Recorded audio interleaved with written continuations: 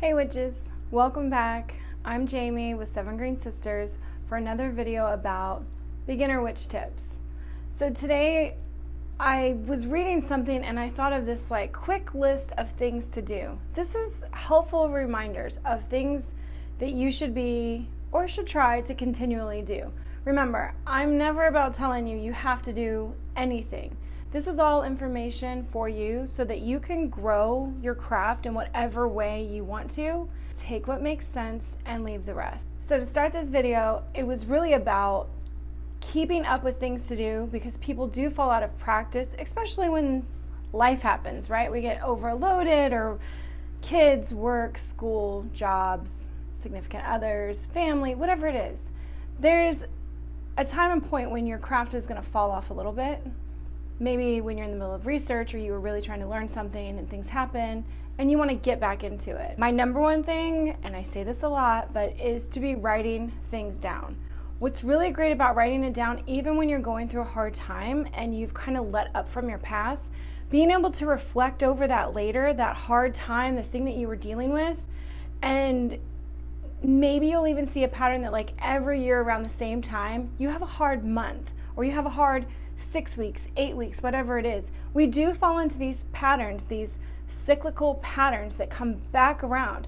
And if we pay attention and we know that it's coming, we can better prepare for it. Always, always, always keep a journal of some kind, whether it's your book of shadows or a grimoire or whatever you want to call it, but keep a writing of the things that you've learned and what you're going through. That way, the reflection process can teach you a lot about your experiences. It's hard to reflect on them when we're going through them. It's much better to reflect on them when we're on the other end, we're out of it. It's been a couple months, and we can look back and say, wow, this was a really hard time.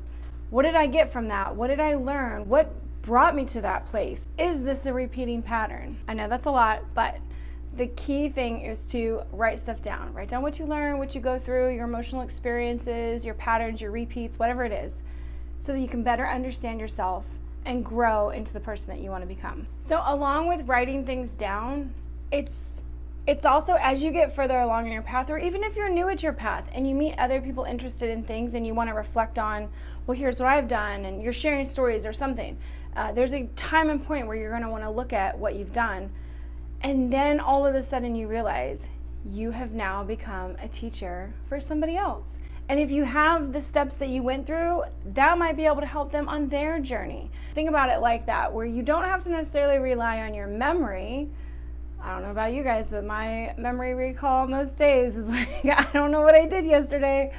But your memory recall is not the greatest. Writing things down and being able to find it is a lot better. And that way you can help the next person, the next generation, whatever it is.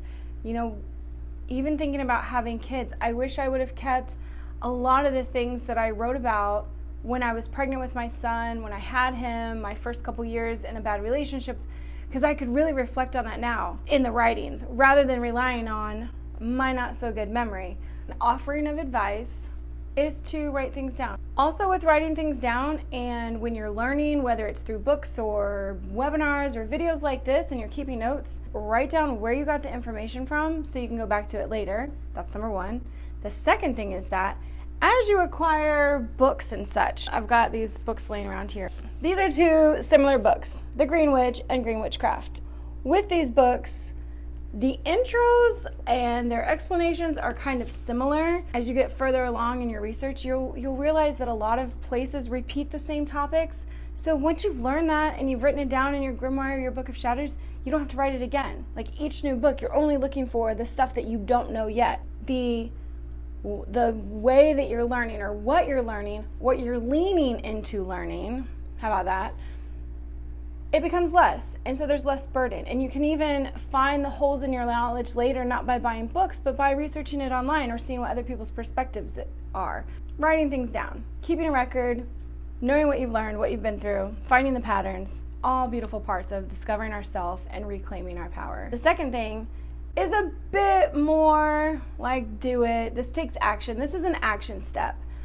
When it comes to spells and knowledge, all of that is great, but if it sits up in your head and it's just sitting there and you're not actually acting on it, you're not doing anything with it, what are we doing? What's the point? Experimenting and getting out there and trying things just to see what happens, not necessarily to depend on the whole thing working to make your life better, but the idea that the practice of it is going to make your life better. I was going somewhere with this.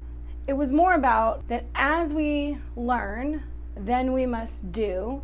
If we want to get better at anything, if we want to exercise that knowledge, the best way to know the knowledge, that sounds weird. The best way to really retain the knowledge is to actually have actions around it where you've practiced it. So now you know the knowledge, you've done something, and you've learned something. You have an experience with it. That's what I was trying to say. You need an experience to really understand the knowledge that you have. How applicable was it? Did it work out the way that you thought it would? Were you able to recall the things that you needed to with the knowledge that you have?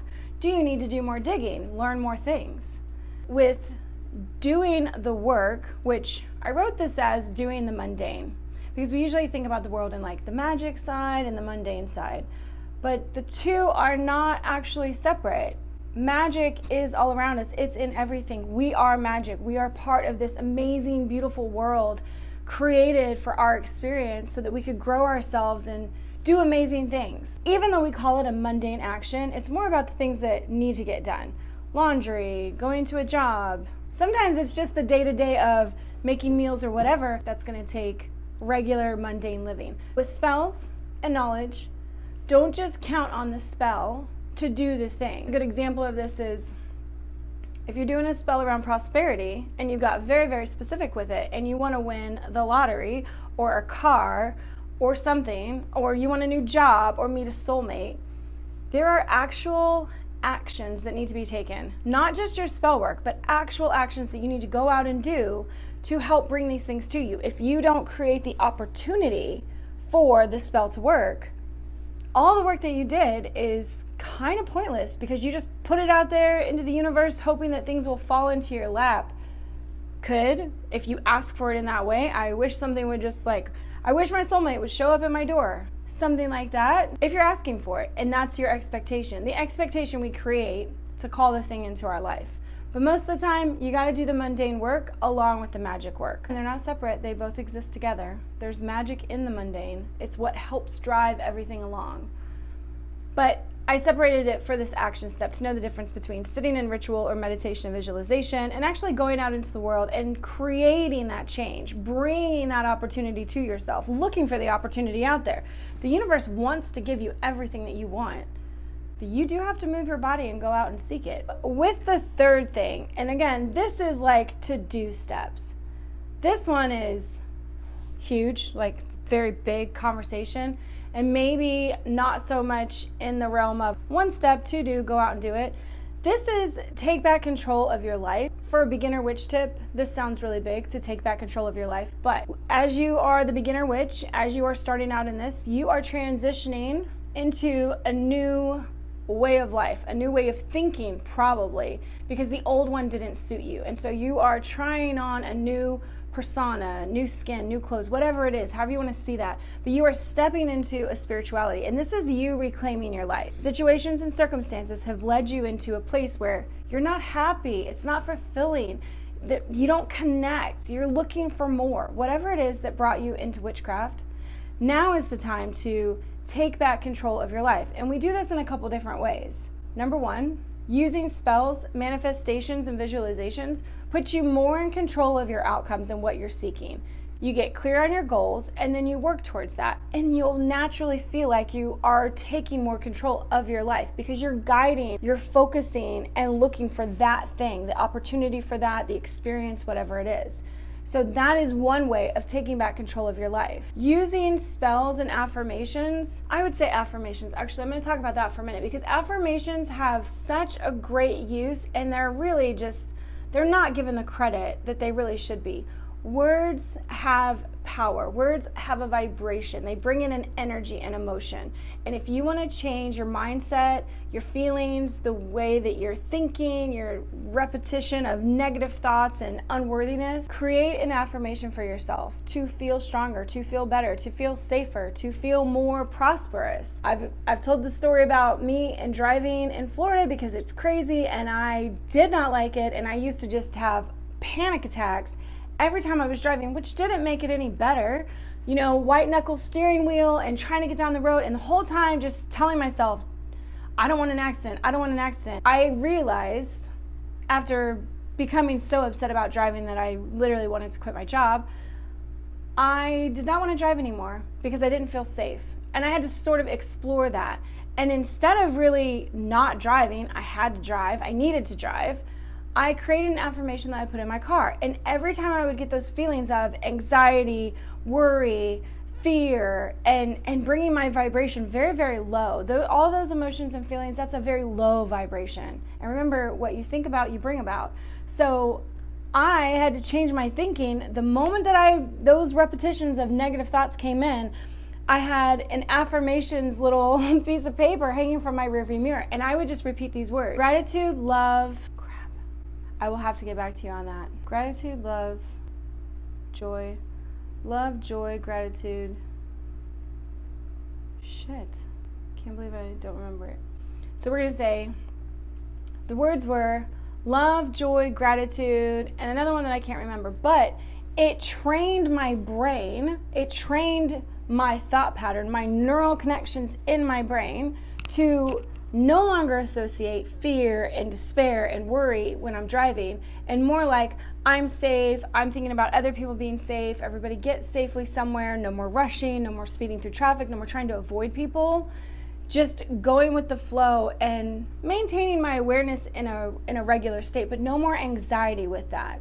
So I've used affirmations to literally change the way that I think and control the anxiety I have in a car by just repeating the words, because words have power. They have the vibration of the word that they're talking about. So if you want to feel love, repeat love all throughout the day, all the time. Whether it's love for yourself and you think about that, or love for family members, or calling in a soulmate, love, love, love, love, love. And the more that you say it and hear it and are around it, that brings about the energy of that word. Same thing with thinking about your fears or worries. That's going to bring in all of those feelings. That's going to cause that stomach gnawing and anxiety. Affirmations, good tool, easy tool, free tool. You make it up.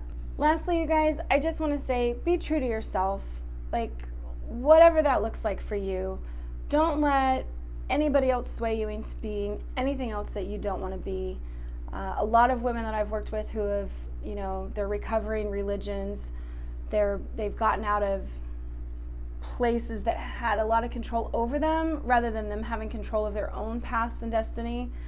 The one thing that they weren't allowed to be is just themselves. And that is soul crushing. I mean, that is just devastating to know that the people that you want to be around do not want you to be yourself. They want you to be a version of yourself that they want to see. With witchcraft being the place where you can reclaim your own power, continue to be you, and don't be swayed by other witches or Instagram profiles or YouTube channels to be anything but what you are. And move forward with confidence that you're becoming the person that you really want, as long as you continue to work at it. See you guys next time.